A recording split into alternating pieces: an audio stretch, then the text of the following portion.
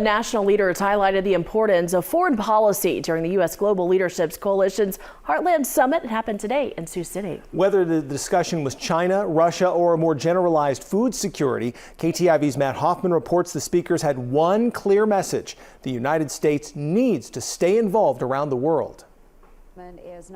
U.S. Senator Joni Ernst had strong words for Iowans who questioned the United States involvement across the world, especially for actions that counter China.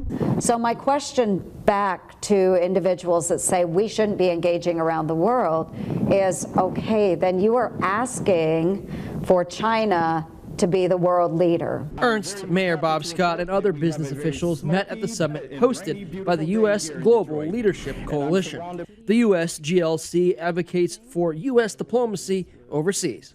Senator Ernst also addressed the recent instability in Russia. She says now is the time for the U.S. to help Ukraine take advantage of that situation, because what happens in the Russia-Ukraine war does have a real impact here in Iowa. So let the Ukrainians exploit it.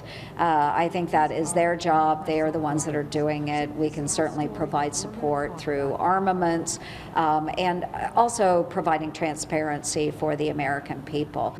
One local organization that's feeling the effects of foreign affairs, the Food Bank of Siouxland.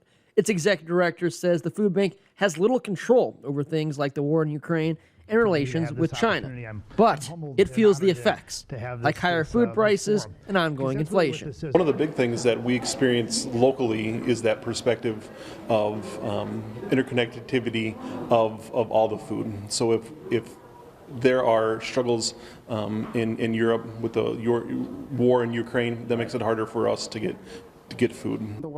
The summit was co-hosted with a sister site in Michigan. In Sioux City, Matt Hoffman, KTIV News 4.